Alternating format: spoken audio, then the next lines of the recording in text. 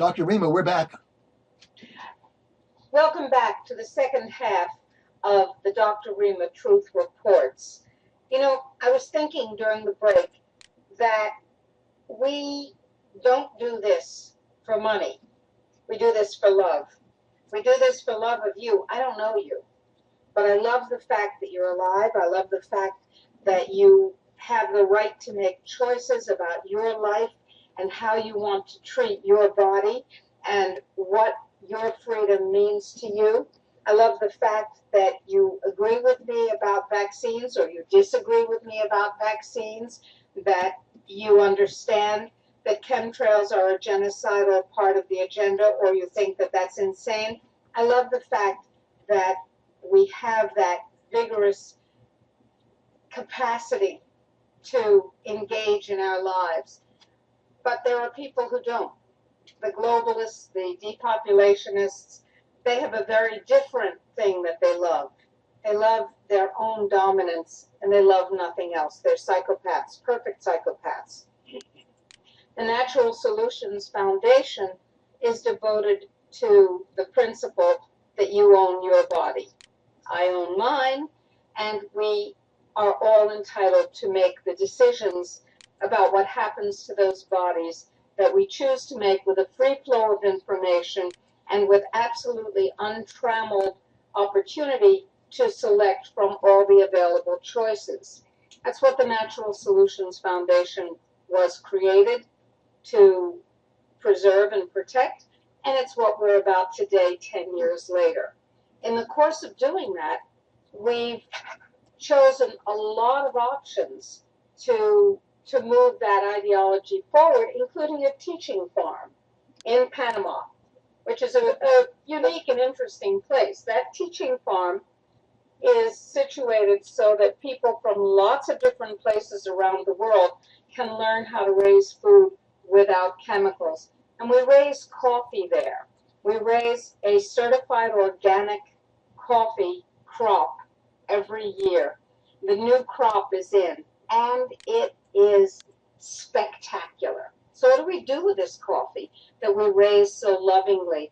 And the reason we bought the coffee farm was so that we would have credibility among the farmers, because you're just talking about it as a theoretical exercise, you're irrelevant.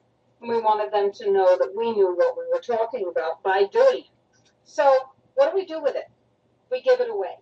I would like to give you a half a pound or 10 pounds or 25 pounds of the most magnificent coffee you've ever tasted in your life. It is truly spectacular coffee and totally free of anything that doesn't belong in coffee, but rich in things that do, like antioxidants, very rich in antioxidants. We've had it tested. Its ORAC number is absurdly high. And the way that you can help me to give it to you is by making a donation of $25 and paying the postage on a half a pound of coffee.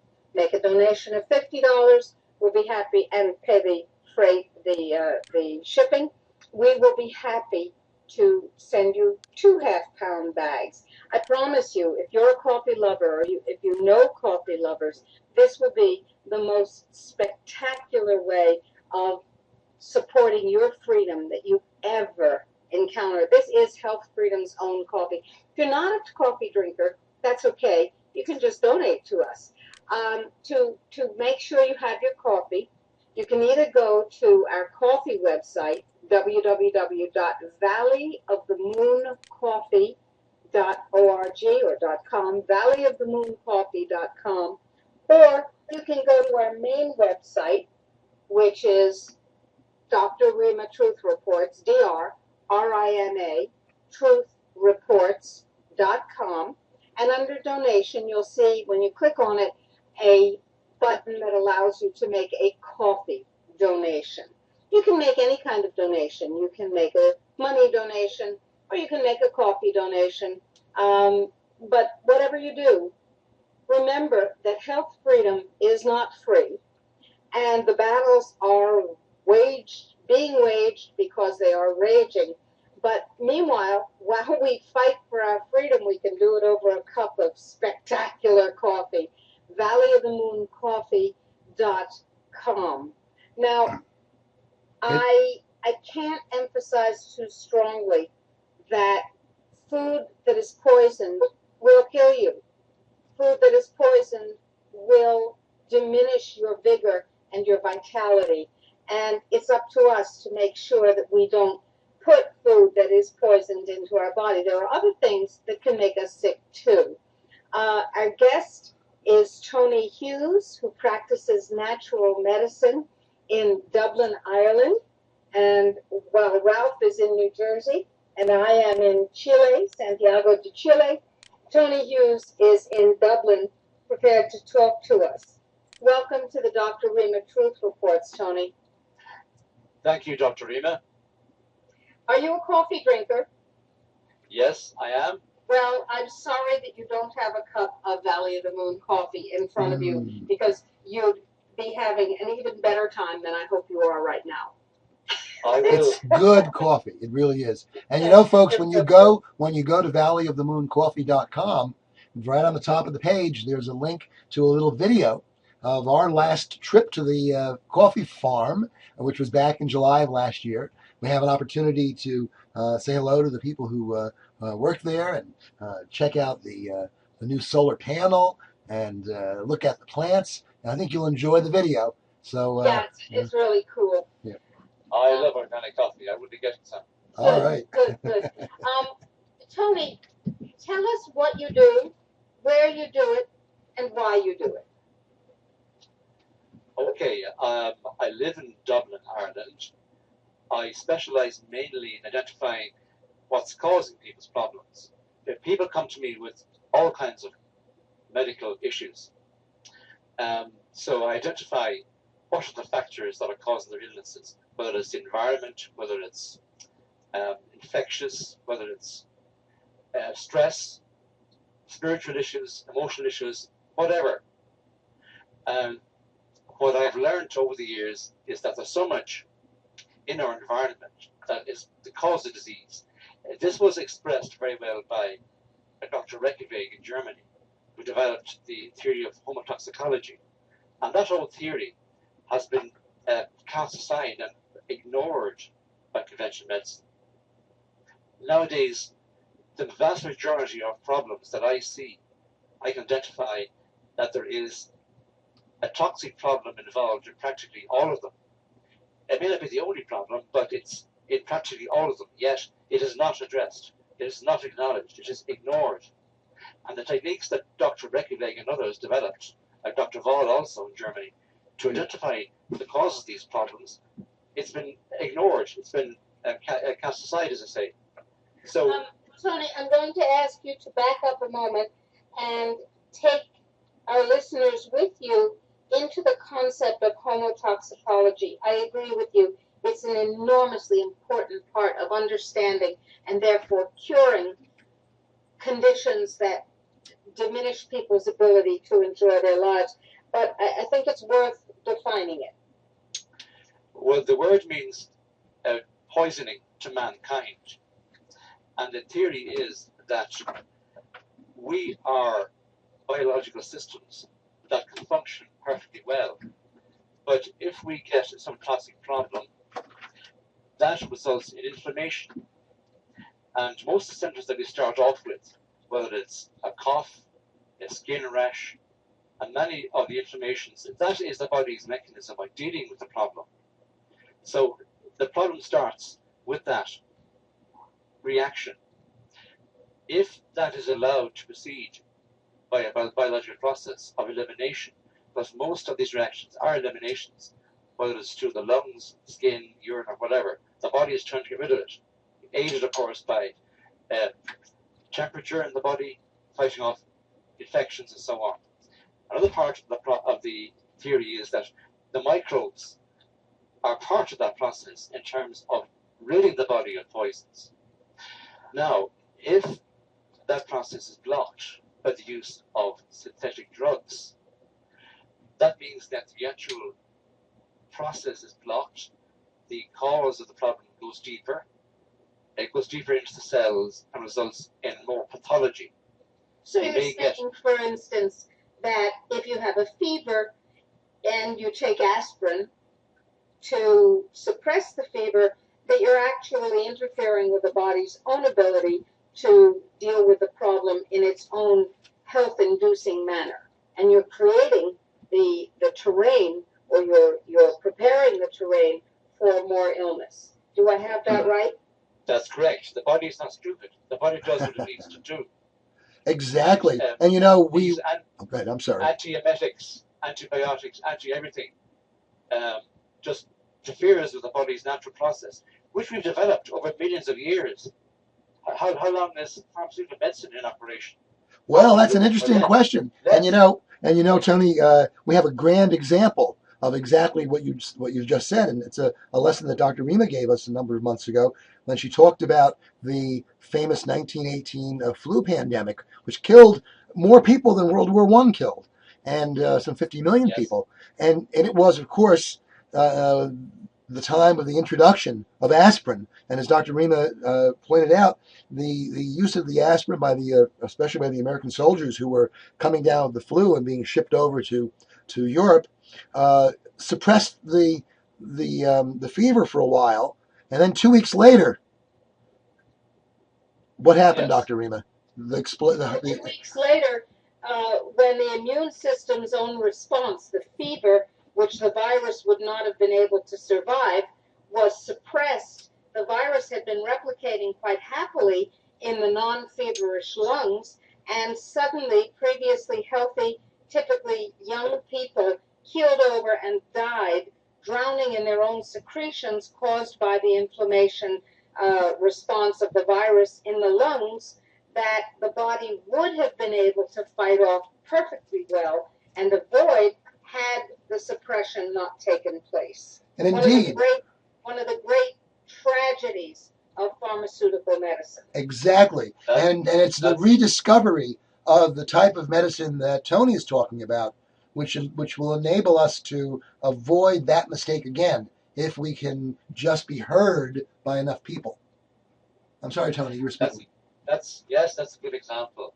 But typically, if say a symptom like asthma is suppressed with drugs, that commonly that problem will go deeper and will show up as something else, maybe a skin problem later or other problems. It's well documented, and the ultimate result of this is serious illnesses like cancers. So what I do then is identify by means of biofeedback, electrodermal skin testing, what is causing the problems. I work on acupuncture points. Dr. Vaughan developed this system. He spent his whole lifetime developing it, and it works very well for those who are trained in it. So I can identify from the fingers and the toes, other parts of the body, which organs are affected. Also then with the remedies and the test kits, the test nosodes, identify, is it a poison, is it a pollutant, is it a virus, is it a food, is it this, is it that, what is it? No, you went too fast.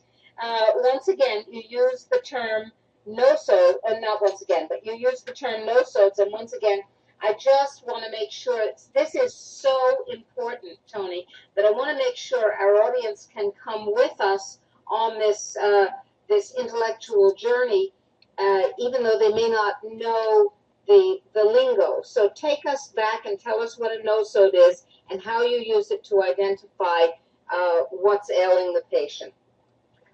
Okay, in the strictest terms, a nosode would be something made from, say, the saliva or some other fluid from a person who has an infection. So that is taken and then it is prepared homeopathically.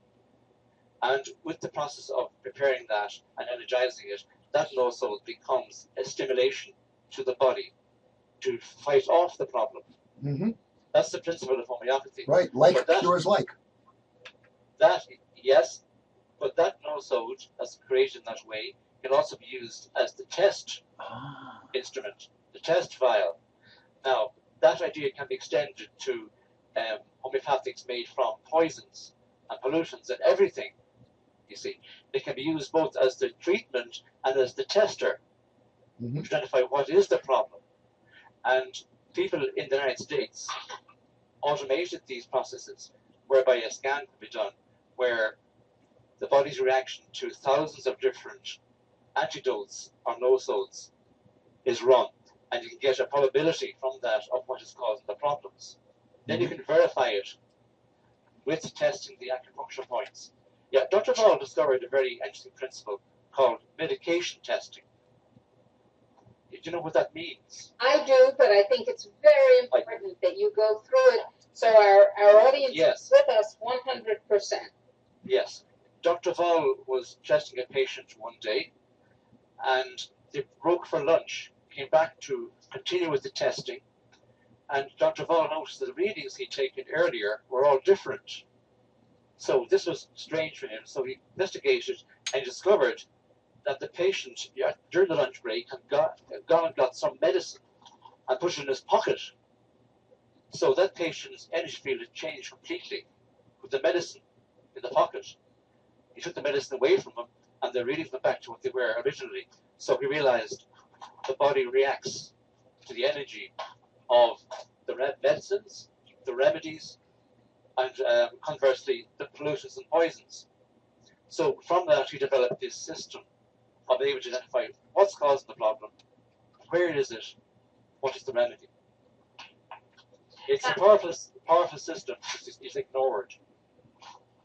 Well, you can't make a whole lot of money on pharmaceuticals and vaccines and other highly profitable, highly toxic inputs if everything is as simple and as knowable as you are describing it to be. And that's one of the reasons, of course, one of the huge reasons why this has been ignored and demonized, vilified, put aside. Simply put, it works. Yes, and it's very inexpensive. And that's not good.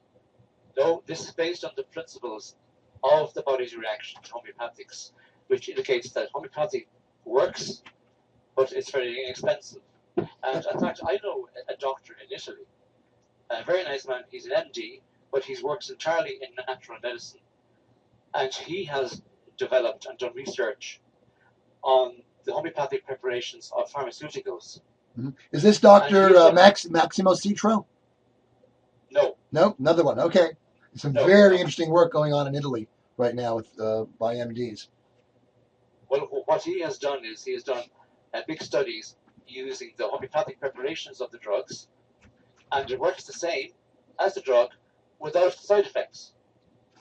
Because you're giving the frequency, you're giving the information without giving the molecules and without the poison. Let me give our audience an idea that they might want to chew on and ponder a bit, and that is that side effects, toxic responses, are due not to the well, let me put it the other way, are due to the molecules, but the clinical effect, the beneficial effects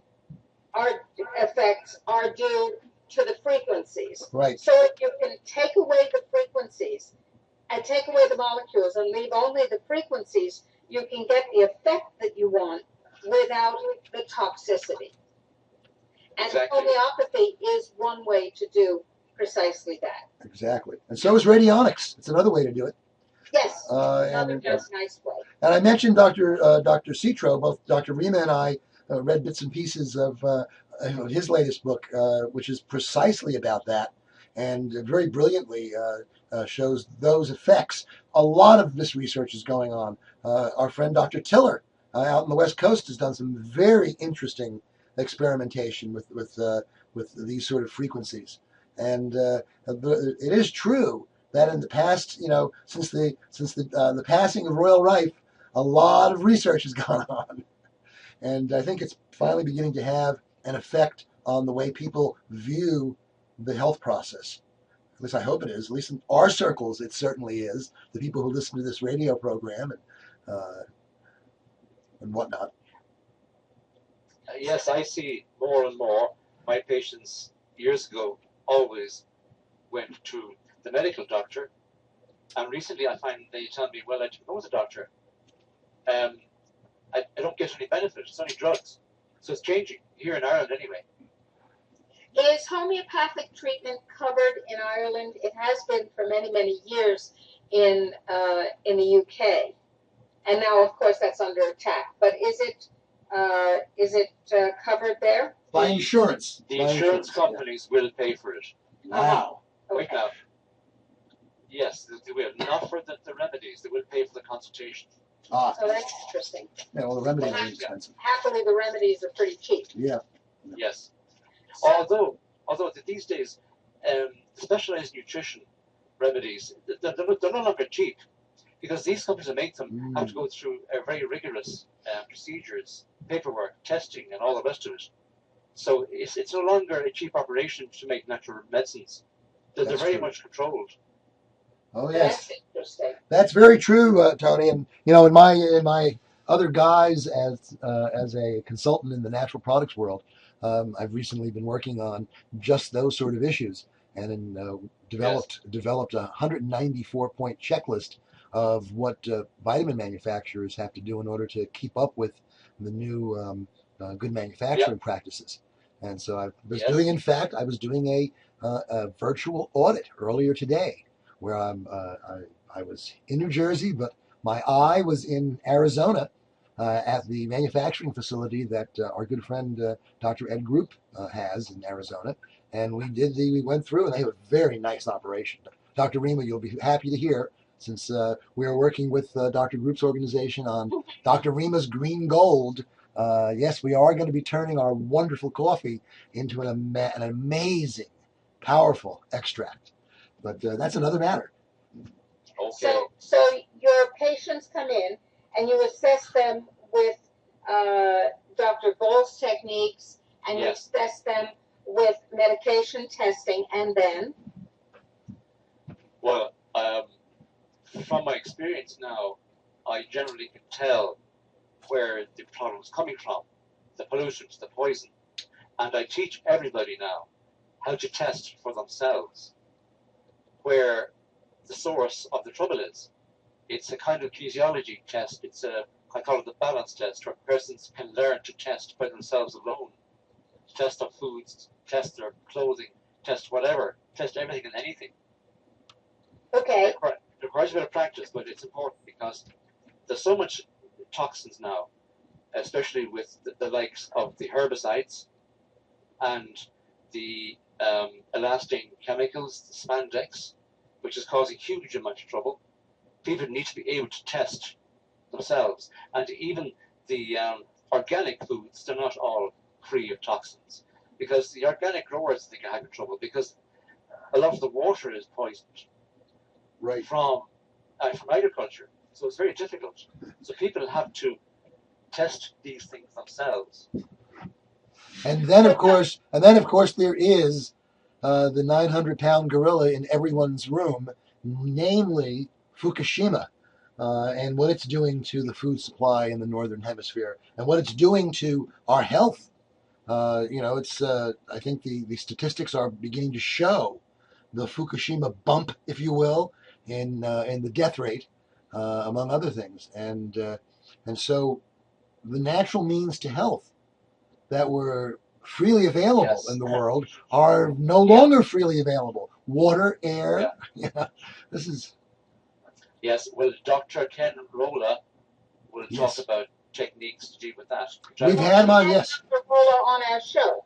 He is a remarkable fellow, and we're looking for strong ways to work together. So tell me, the patient comes in, and you find that there are 27, 156 things in the environment of this patient that are causing problems. Yes. I do that, and also identify various emotional problems or historical things, because often the poisons are locked into the body's connective tissue along with the emotion that they're experiencing at the time. And it's required very often that they're both treated simultaneously. And I treat the emotions and other issues with floral essences and essential oils. But what I've learned over the years is that there are a lot of poisons there that are not generally known, and I was prepared to talk about these unusual things tonight.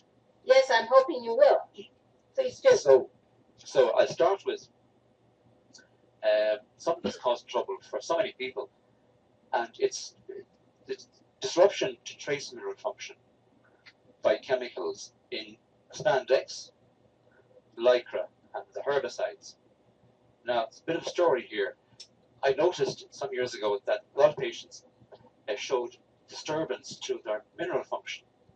There was either too much or too little of the minerals. And from testing, I discovered that it seemed to be coming from certain clothing. People were lacking zinc, manganese, and so on. And I couldn't understand it. How could some article of clothing cause this? That the clothing was elastane, and it was the newer elastane, not all elastane. So I did some research, and I found that the chemicals are used, namely ethylene diamine and propylene diamine. What are these chemicals? What do they do? They have the property of being chelating agents, which means that they latch on to the trace minerals. And the minerals are there. Wow, this fits into the whole Morgellons thing as well.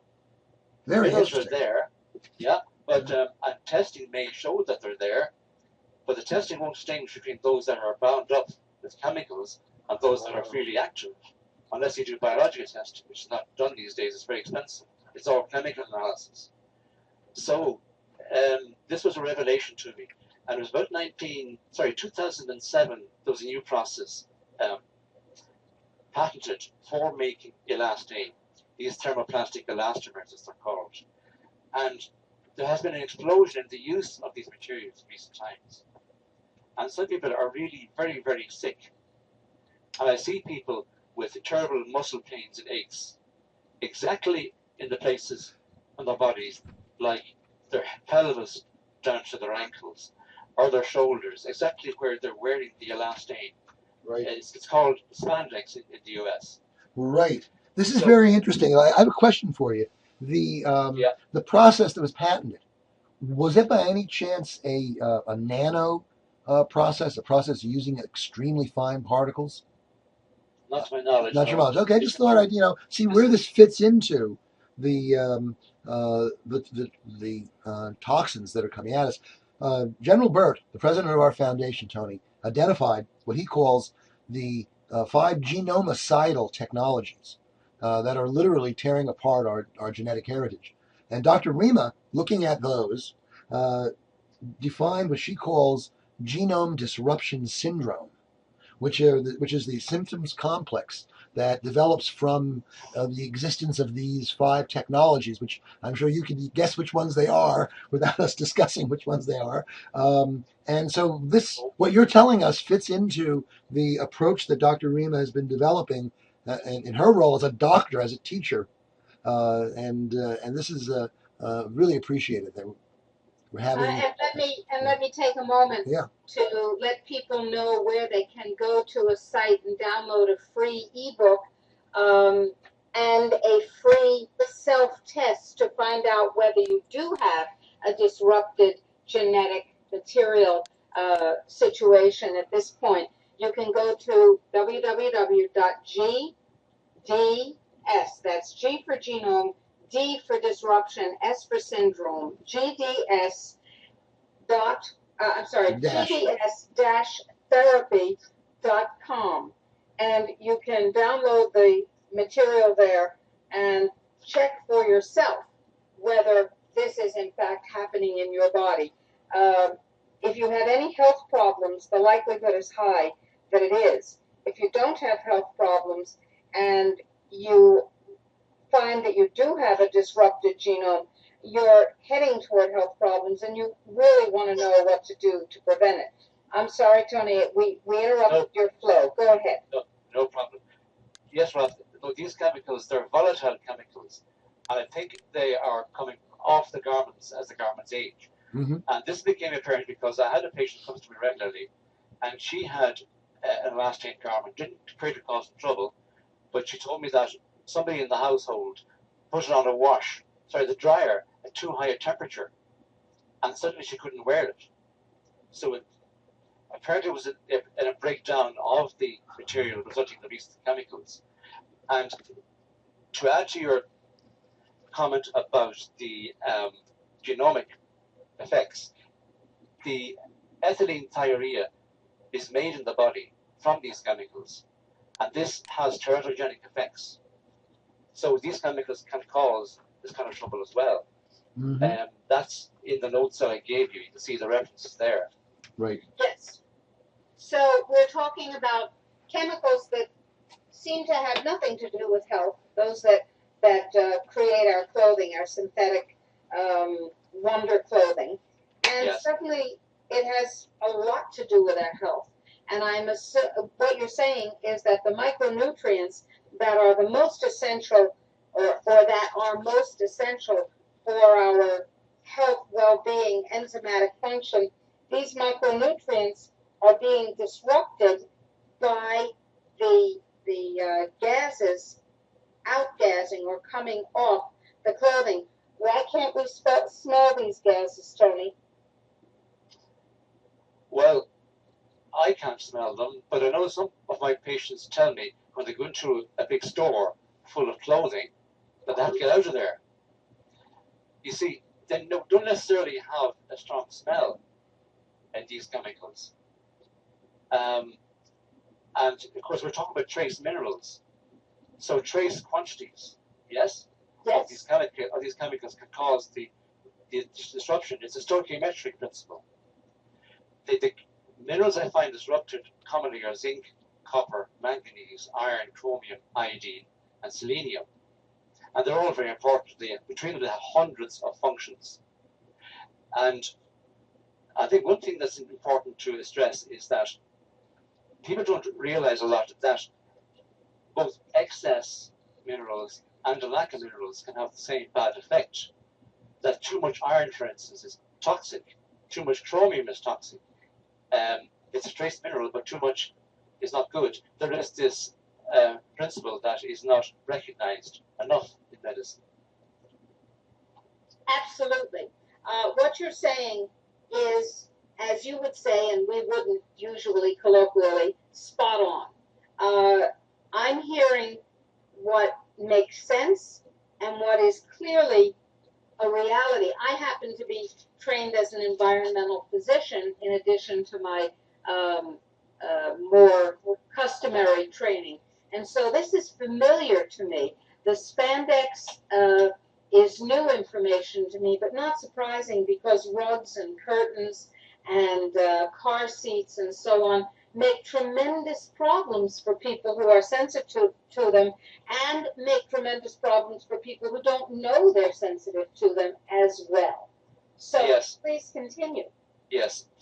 And included in that lot is a substance called maneb. It's an antifungal. And this is found a lot in the likes of synthetic insoles in shoes. They spray this antifungal on it. And this is a manganese compound, so it can cause excess manganese. And I suspect that when it loses the manganese, that it chelates other minerals and causes upsets. It's also to be found in some rice crops because it's used as an antifungus remedy or treatment for the rice. I've seen people sick just from the manganese in their. Wow. Wow. That's very interesting. This is revelatory. We're learning some very important facts here, folks. Very important facts indeed. The American Environmental Medicine Academy, and I chose to do that paper on mad cow disease. And what I discovered is that the prion that causes mad cow disease actually comes from excess MN4, manganese, which is changed in its electrical state by being exposed to pesticides. And when you say electrical state, you're talking about frequency again, aren't you? Well, I'm talking about its ionic state. Okay. So it's charged. It's called valency. Got it. Valence, yes. Valency. Exactly. And once that is changed, then what happens is that as it gets woven into the brain, the proteins can't move and fold, and they accumulate in the cells and burst, and they burst the cells because the cell gets over full, and it is the presence of manganese and pesticides in the cattle. Where do the cattle get the manganese? They're fed chicken bones and feathers and feces. These are commercial cattle. Chicken bones and feathers and feces from chickens that are raised in factory farming environments where the stress is so great that without excess manganese in their food, their shells will, their bones will fracture, and the shells of the eggs that they lay will fracture because the stress and the filth is so great for the chickens. So the chickens are hyper-fed manganese. Then the cows are fed what they were never intended by anyone to eat, and they become poisoned with the pesticides that are rubbed on their skins and put into their bodies otherwise. And now you have the setup for the prions in the brains of you and me when we eat this meat. That's very interesting. The manganese, some may come from the herbicides, not the fungicides that are used. And another source of it is that inorganic manganese is used in the process of curing leather. And I've seen people sick, badly sick, from using leather shoes and walking in the rain when they were younger. Here in Ireland, we have plenty of rain. I've seen people who were sick because they used to walk in wet shoes because of the manganese from their shoes.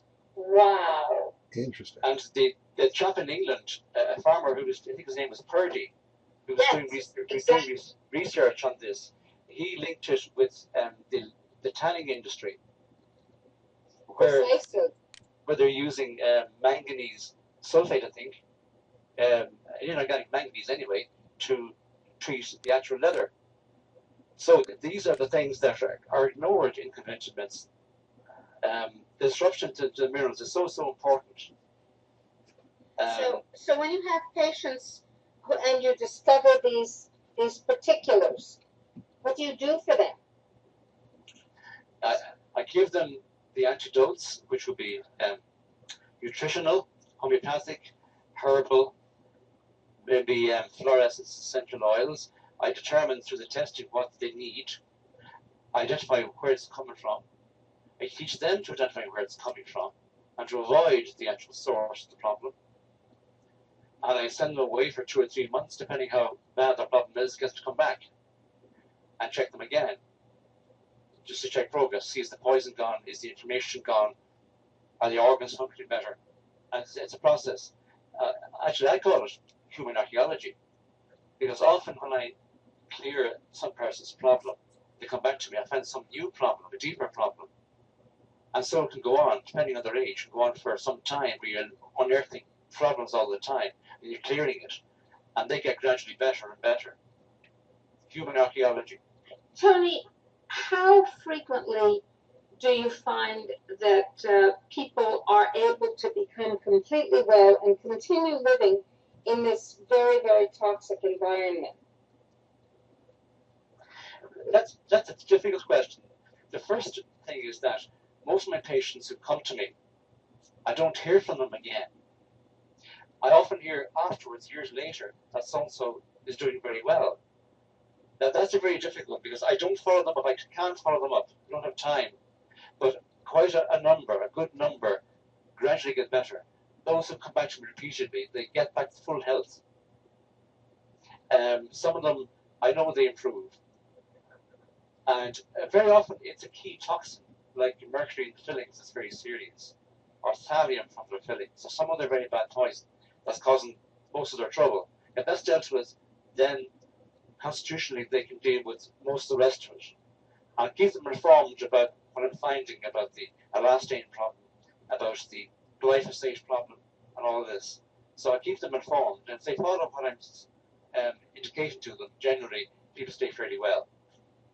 So does the National Health Service or its equivalent in Ireland pay for your services? Not at all. Not at all. Why am I not in the least surprised? And on the other hand, if you were being paid by the government, wouldn't they be trying to stick their noses in your ability to work with your clients? It seems to me that just like we had to fight to separate church from state, we need to fight to separate health from state and education from state. Oh, surely the government would never impose itself on as sacred a matter as health, Ralph. Surely there would never be any government control. Surely no government would be insane enough, for instance, to say that unless you have your vaccines up to date, you cannot receive any health care whatsoever within the government system. Oh, surely not. Right. Well, Dr. Rima, the minions of state interfere. And recently I was involved in a case where a young lady was not married to a young man. They had a child. The child is now 5 years of age. She did not want the child to have any more vaccinations. He did. He brought her to court. Oh, yes. It went from the district court to the higher court and then the Supreme Court. And those judges in all of those courts, instead of saying, this is beyond our remit, you must decide yourselves whether you want a vaccine or not. Those judges all decided the child must be forcibly vaccinated without reference to the physicians. In other words, they took upon themselves to order the physicians to vaccinate the child. Well, that's why we've created something called the Health Keepers Oath. But please finish what you're saying, and I'll tell people about that next. Well, that's just where it is. And to my mind, those two people couldn't decide. They should not have been influenced in any way, or the courts should not have been involved, because they didn't look at the evidence, or the lack of evidence about vaccines. There wasn't even a physician to give his evidence. I gave my evidence, and it was ignored. So instead of saying, well, we can't judge on this, they just argued the legal stuff. Nothing about the science or the history. Well, that is, they've accepted, you understand, they've accepted the efficacy of vaccines as proven. And that's because the vaccines are patented. And once a government patent office issues a patent, it is certifying that the thing patented is new and useful. And under our law, to a great extent, other bureaucrats have to accept that as proven. Yes. So they're trapped. They're trapped in the wrongness of their own system. What if the thing is new and useful and deadly? Ah, well, that's the precautionary principle, isn't it? And so what we did is we created the Health Keepers Oath, which calls upon all health keepers, whether licensed or not, to take note that in recent history, health keepers have been used to impose some pretty horrible things in Nazi Germany and in Soviet Russia, for example. And we want to make sure that it stops. It never happens again. And that's one of the reasons that we were so concerned in England recently with the principle that of candor, in which the National Health Service in England did not have as one of its regulations that the physicians that were working with them have to tell patients when a mistake was made. Yes, that's right. And that's changed now because of our efforts. Or were required to tell patients when there could be a negative consequence of something that they were proposing to do. Such as a vaccine. There was no duty of candor imposed upon them. And we said that is wrong. Right. And using the medical murder of a child 35 years ago as the exemplar of what happens when there is no duty of candor, we mounted a campaign which we believe has resulted in a change in the law in the UK to impose a duty of candor on the National Health Service and on everyone associated with it. Last we heard that was going forward. But when physicians, nurses, health care personnel of any stripe are used by a fascist state, are used totalitarian state to impose the wishes of the totalitarian state, they become part of the evil, and it's rapidly becoming very clear that it's genocidal evil. And so the health keeper has upon him or her, we believe, the absolute responsibility to say no. I will not allow myself to be used to harm others because the state tells me I should. Now that requires bravery and it requires clarity. And we think that that's essential. And that's something that health keepers around the world need to take as their own personal position, we believe. Absolutely, Dr. Yes, Rima. I fully agree. But in this case, this person did stand up to them. But in the Supreme Court, she wasn't even allowed to talk to the judges. Right. This is the way the law controls people.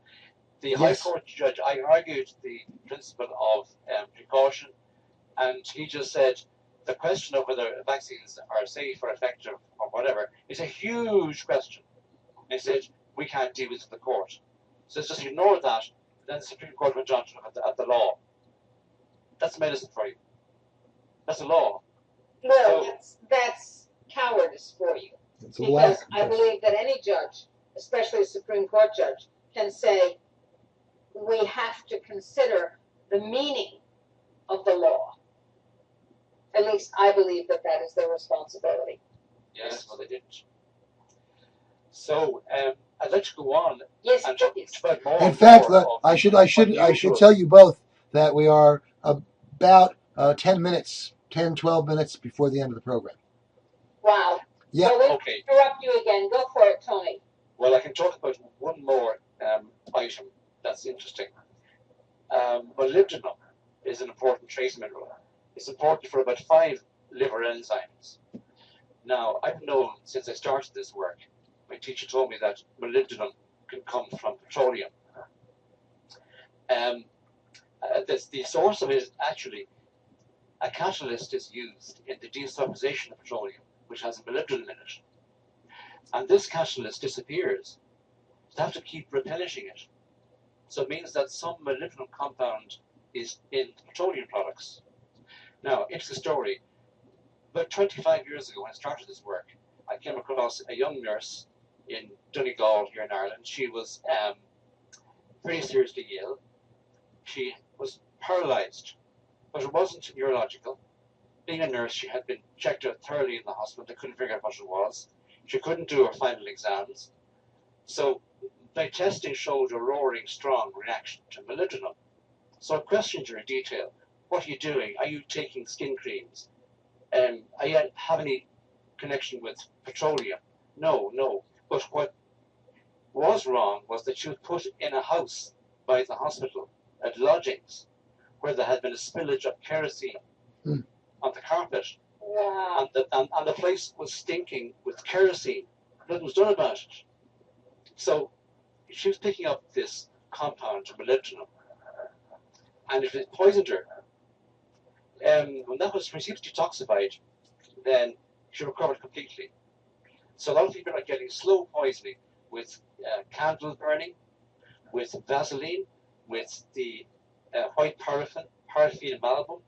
That is the junk waste petroleum industry. They're putting it on their skins.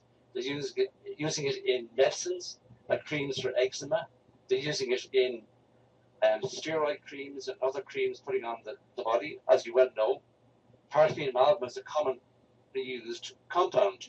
Now, it won't make people sick right away, but over years of use, it does make people sick. And they don't know why they're sick. So, we call it petroleum jelly or Vaseline.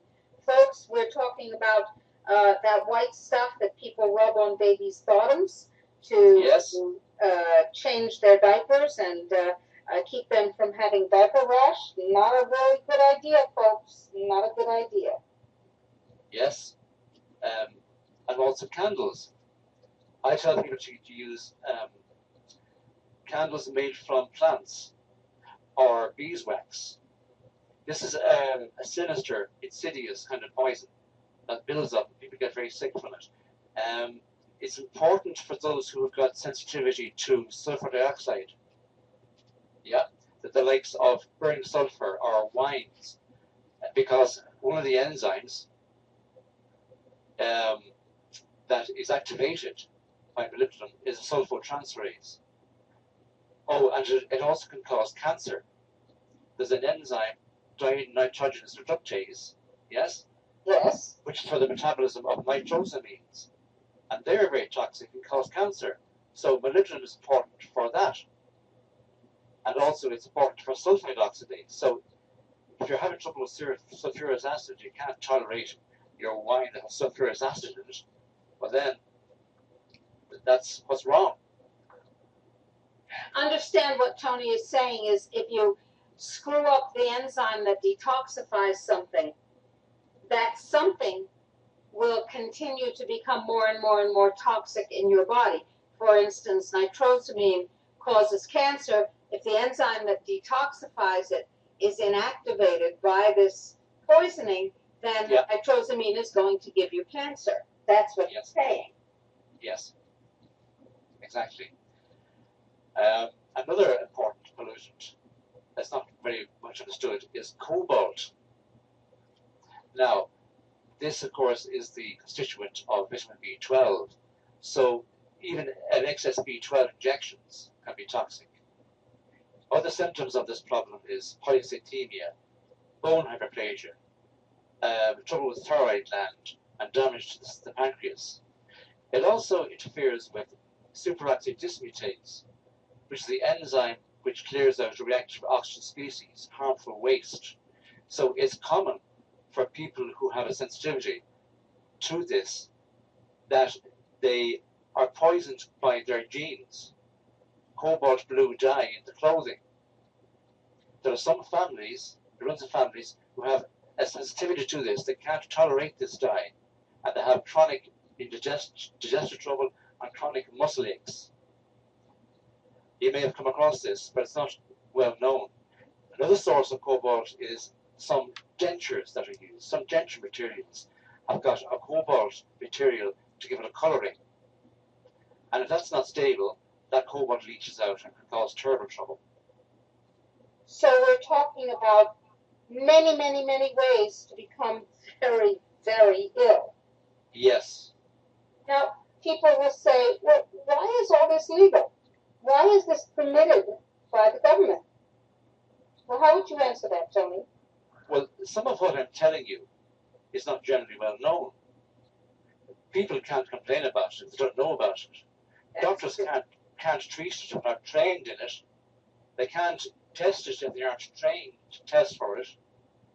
Yeah, if I send a patient to the doctor with a report of molybdenum poisoning or cobalt poisoning, the doctor will say, oh, cobalt poisoning, oh, let's just do a blood test. They do a blood test. It doesn't show anything. They always do the test in the wrong place. These poisons aren't in the blood. The blood is being constantly cleared through the liver and kidney. These poisons are in the cells, they're in the connective tissue, not in the blood. You may, with very bad poisoning, find it in the blood, but generally you don't find it. And we're talking about these things that can cause trouble at very small levels, so often the tests just aren't sensitive enough. That's the explanation. It's not. So people have to understand that if they inform themselves about the things we're talking about, it's guaranteed that they will know far more from the doctor who holds the key to their treatment, their detoxification, their testing. And that's going to be very, very frustrating to the patient because they're looking to the doctor for expertise that the doctor assumes he has and doesn't, and that the patient assumes the doctor has mistakenly. Yeah. So this is a kind of dance of despair for many patients. Yes, so this is important. Of all the medical specialities that are in the United States, what fraction of those specialists are toxicologists? That's a rhetorical question. Second thing, if the medic suspects poisoning, what does he test? Liver function tests. What does that do? It tests for enzymes and bilirubin in the liver. Now, how can those tests measure the function of thousands of actions in the liver.